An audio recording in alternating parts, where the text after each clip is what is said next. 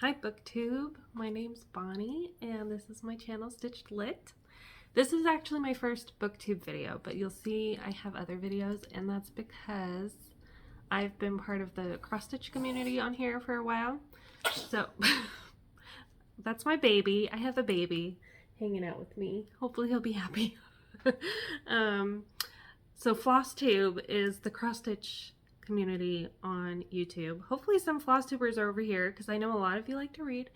And so if you see anything floss tube, that's cross stitch. You can watch them if you like cross stitch, but I try to label them so that you know. So these are going to be my booktube videos. If you're a cross stitcher that jumped on over here, that's what this is. Books only. Though some of my stitching's in the background. We've got my dinosaur one. That's an alphabet one, but this isn't about the cross stitch. That's my other hobby.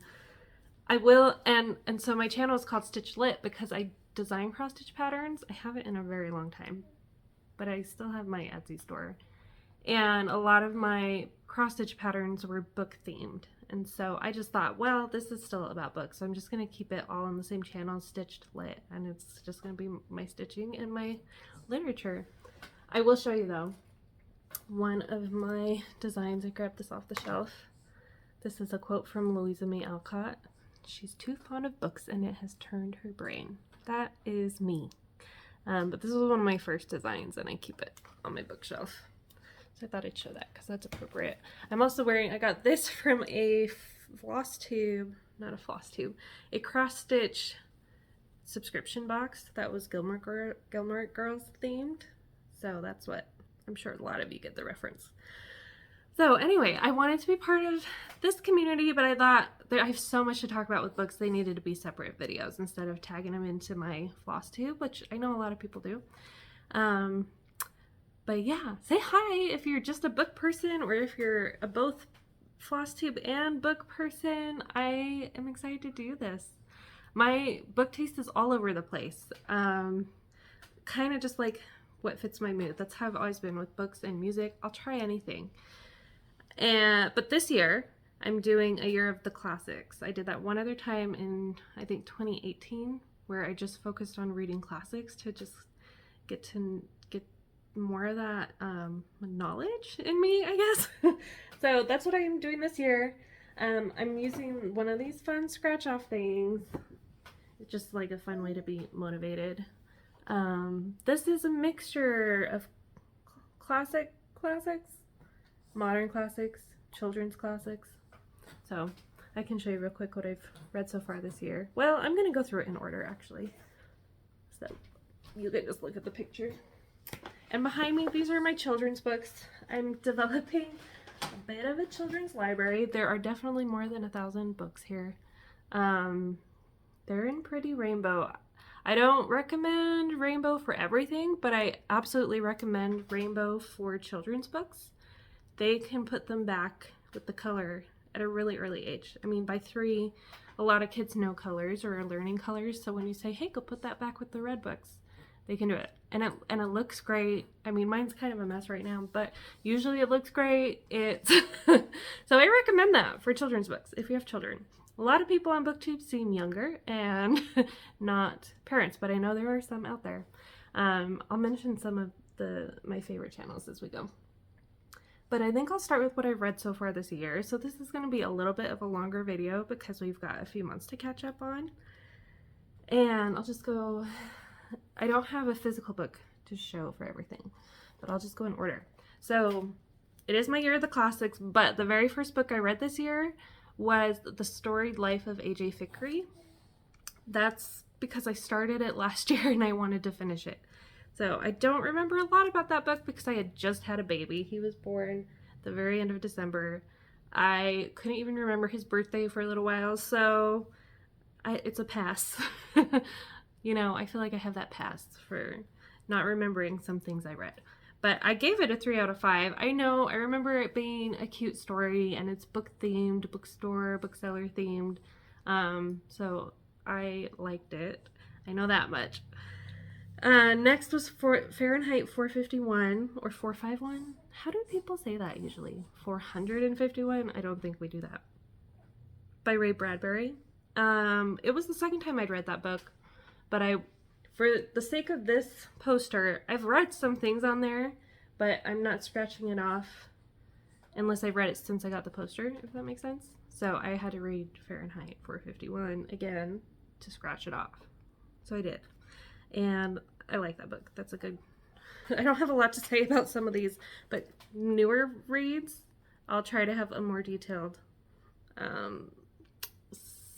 review, summary. Third was How to Keep House While Drowning by Casey Davis. That's a nonfiction book. It can tell you a little bit about my mindset. I had a newborn baby and probably still kind of feel like I'm drowning. But I really liked it. It was 3 out of 5. I'm very stingy with my 4s and 5s out of 5s. So most things are going to have a 3. I think it was a nice book to let me feel like it's okay to let things go, which I know. This is my 4th child. I know by now you're just going to let some things go. But it was refreshing. Next was the play, The Crucible by Arthur Miller. It was my first time reading that, which I feel like it's influenced so much culture. I had to. So I really liked it. 3 out of 5. What can I say? 3s are positive for me. It's probably like an almost 4. Then I read a book called The Whole and Healthy Family by Jodi Maccabee. That one is obviously not a classic. It's a nonfiction book. I don't remember why, but I ended up giving it to my sister because it's a lot more her lifestyle.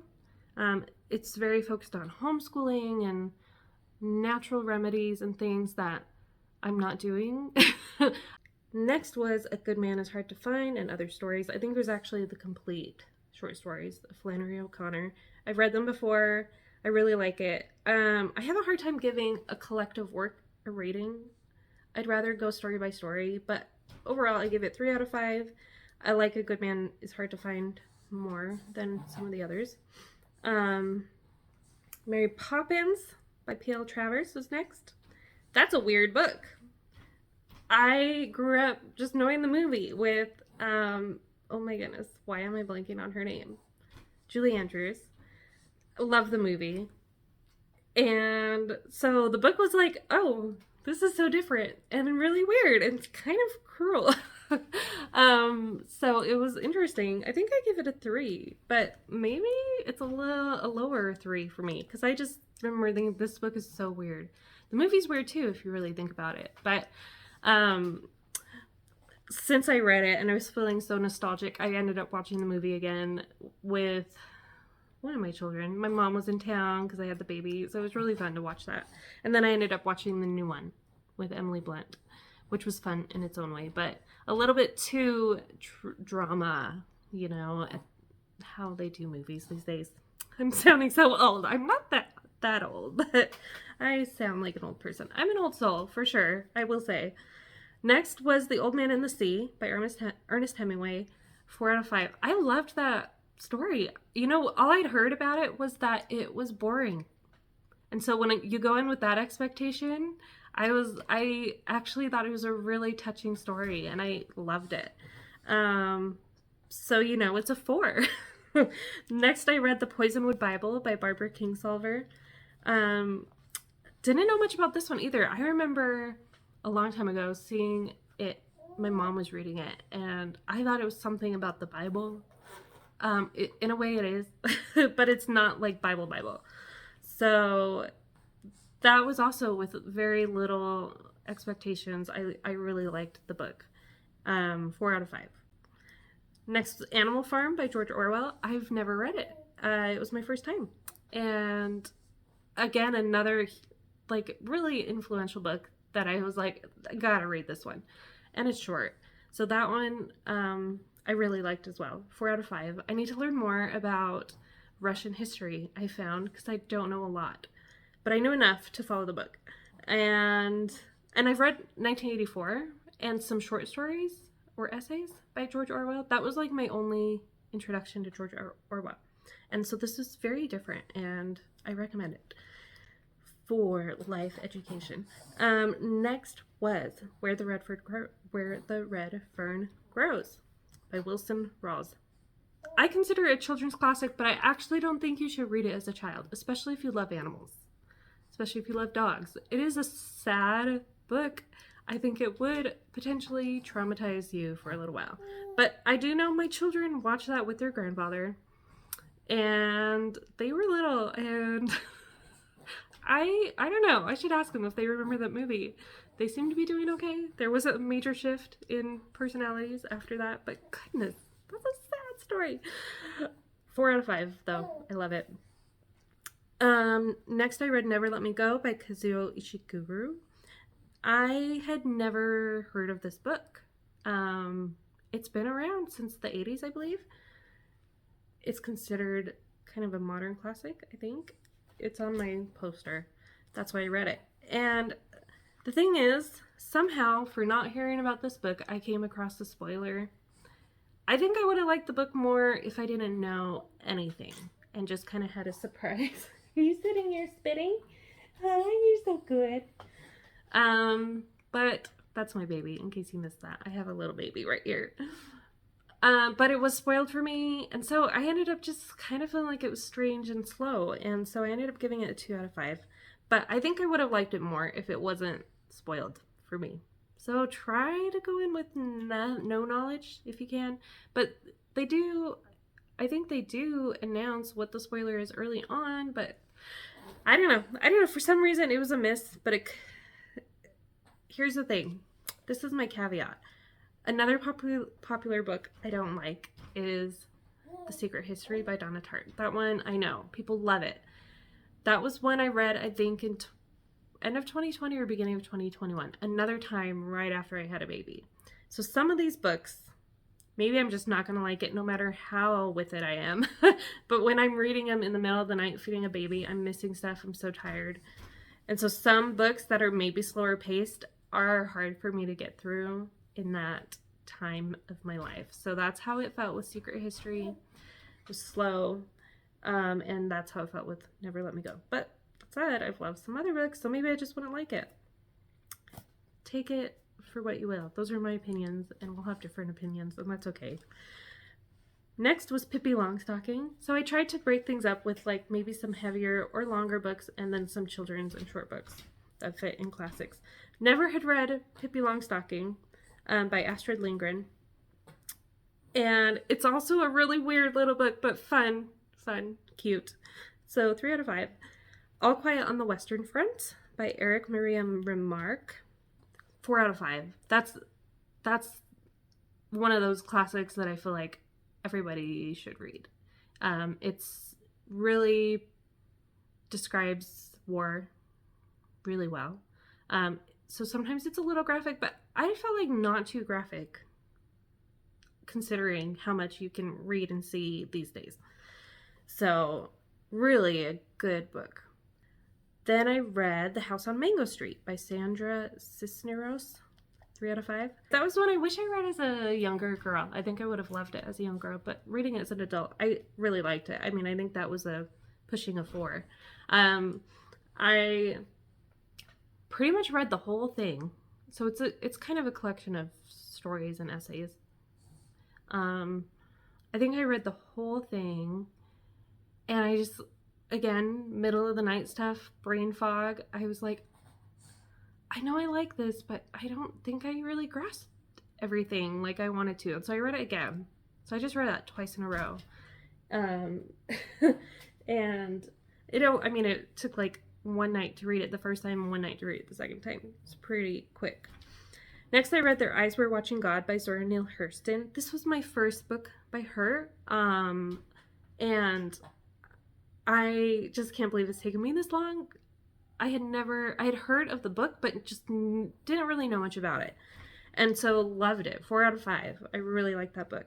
Then I read And Then There Were None by Agatha Christie. That's one of my all-time favorite books. I am a Christie fan. I love this book. I think it was my 3rd time reading it, and it's still fun. So that's just a fun little mystery.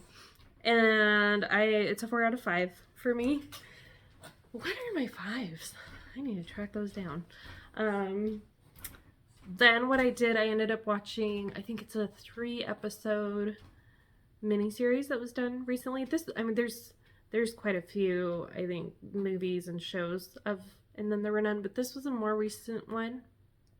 2012, maybe 2015. It's got the Poldark guy in it. I can't remember his name. Aidan Turner. Yeah, him. He's in it. Some other famous actors. There's a woman from Harry Potter. I can't remember everybody's names. I think it was the one who played Mrs. Weasley, right? No, she played Rita Skeeter. Yes, she's in it. I want to say Robert Duvall's in it, or am I confusing something? I don't know, but I really thought it was good. So if you want to watch And Then There Were None, look this one up.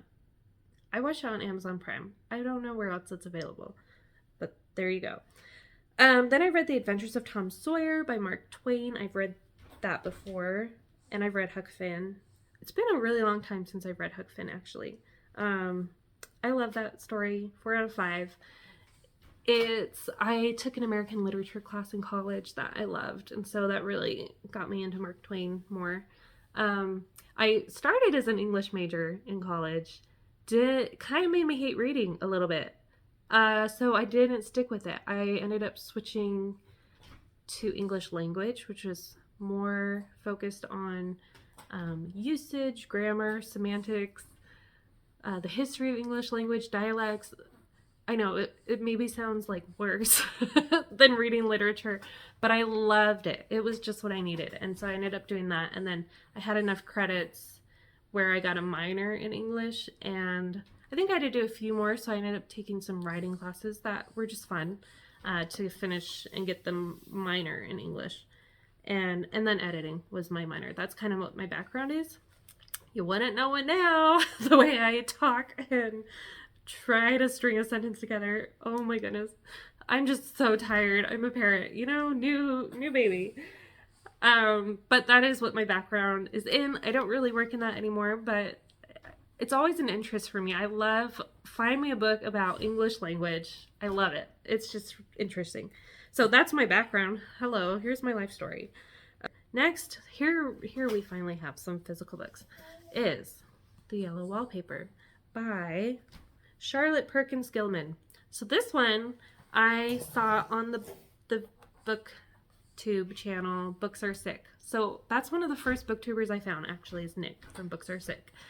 Really enjoy his videos. So he had recommended this kind of as like a creepy little story, but there was a little more to it. And so I read it, and I actually felt so sad. I can relate to this story a little bit. It's about a new mom and some of the mental health challenges that come with that. I've definitely had postpartum depression before with 2 of my children. I went through that. And so I ended up just feeling a lot of sadness and compassion for the protagonist in the story. That's how it affected me. And I ended up loving it. I mean, anything that gets you talking about mental health, and especially like the challenges with motherhood, I feel it. So that one affected me. And so I had to buy it. This is what I'm doing now. Let me tell you about books. So I am not a minimalist when it comes to children's books, but with the books that I have for me, I'm actually trying to be very deliberate about what I have on my shelves. I have a lot of ebooks and mostly read on my Kindle. But when it's a classic or a book that I love, then I want to buy a copy of that to have on my shelves. I just want what you look at on my shelves to really represent my interests and me. And so that's what I do. So that's why I didn't have a lot to show, but I will tell you, going through this list, I mean, I want a copy of All Quiet on the Western Front, Their Eyes Were Watching God, And Then There Were None. Believe it or not, I don't have one. The Old Man and the Sea. I mean, so I have a list now of things that I know, like when I go out to a thrift store or something, to kind of try to look for a fun copy of these books, or the good old internet. So that's how I'm doing it. So I read this one as an ebook, and then I was like, I love this. This touched me, so I'm getting it for real. And so that's what happened with this one. Mrs. Dalloway, Virginia Woolf. First book by Virginia Woolf. We almost read To the Lighthouse in high school, but we ended up switching. I got about halfway through this, and it's very much flows. And I, again, had been reading this a little bit here and there in the middle of the night when feeding my baby, and was just losing the thread. And so I ended up starting this one over too. And I think I read it in 1 or 2 nights. And once I could follow it better, I loved it. Again, it touches on mental health. So maybe that's just the theme of the books that are hitting me right now. But 4 out of 5, Mrs. Dalloway. I really enjoyed this book. This one, I think what tipped me to pick this one up was the booktuber Tristan and the Classics. If you want to get into classics, if you are in classics, if you haven't seen Tristan and the Classics, I love his channel. They're really good reviews, tips for reading for better comprehension, and just one of my favorite channels. So I've been watching his a lot, and I'll talk more about him soon, actually, a tip that he gave. So I love that book. And then the next one I read was a children's classic, The Phantom Tollbooth. I had to get this one because I'm going to read this with my children. I have 2 older boys too that I'm reading some books with. We've read Trumpet of the Swan by E.B. White, and then I'll get into what I'm reading with them now in a minute. But I thought they'd really like this one. It's just funny. I think I actually like it as an adult because I probably would have missed a lot of the jokes. So it's one you'd like as a child and as an adult. It's clever. It's just fun. It's also profound. I mean, it's quotable. It's such a good book. So had to pick up that one. Did I say it's a 4 out of 5? It's a 4 out of 5. And then currently, I'm reading a few things. I tend to have an ebook, a physical book, and an audiobook going at the same time. And then what I'm reading with my children. I'm reading at least 4 things at a time. Whoa! You're kicking over here. Whoa! So in my ebook, I'm reading short stories by F. Scott Fitzgerald. So this collection, I think, is The Flappers and Philosophers. Again, though, I like to kind of rate it story by story. So I read The Offshore Pirate, if you've heard of it. Kind of just a silly, fun one, but there's a quote in there that tipped it to a 3 for me. I thought I'd read it to you because this stood out to me. Knowing the theme of some of my mental health history, I guess, you might see why this stood out. So she says, I can't remember who she is. What was her name? Anyway, my courage is faith. Faith in the eternal resilience of me, that joy will come back, and hope and spontaneity.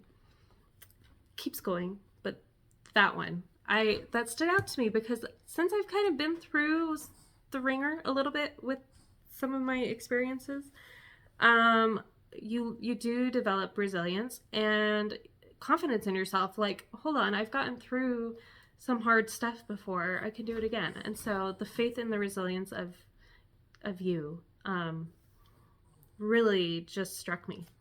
So that one, that's what, otherwise it was kind of just a silly story, but still fun. And then I read The Ice Palace, another short story by F. Scott Fitzgerald, which I finished in the middle of the night. And so I haven't totally wrapped my head around like how I feel about it. I think it was another one where I was just like, yeah, that was kind of a nice story. These are, I think, some of his earlier stories. So anyway, that's everything I've read this year. Now, it's been a bit. This is probably going to be my longest booktube video, but it is a fair introduction. Hopefully, I know cross stitchers, it's like, we don't care if they're long because we can stitch while we do it. Hopefully you have something to do while I just ramble. Let me get into some of my currently reading books. I'm listening to Anna Karenina, read by Maggie Gyllenhaal. It's, I think, included in the Audible library if you're a member of Audible. With some of the big classics, if you struggle with getting through, like, there's so many people and characters, having someone reading it Generally, you know, if it's like an actor like Maggie Gyllenhaal, they might do different voices. And for me, just hearing the names better, it sticks than reading. Especially when, you know, they're Russian names and I'm not familiar with the language, the different common names in Russia.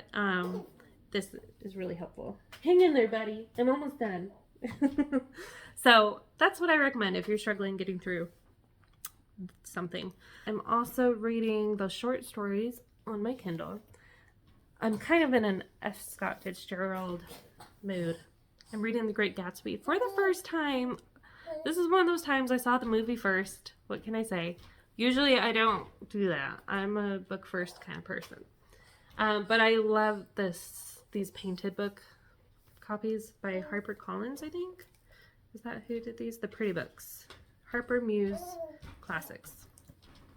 Is there even a HarperCollins anymore? Companies change so much. Harper Muse Classics. So this one's beautiful. And I had started reading it on the Kindle, and then I got this. There's just something about being able to see the structure of a book on a page. When it's on my Kindle, it's super zoomed in because my eyes are so tired at night.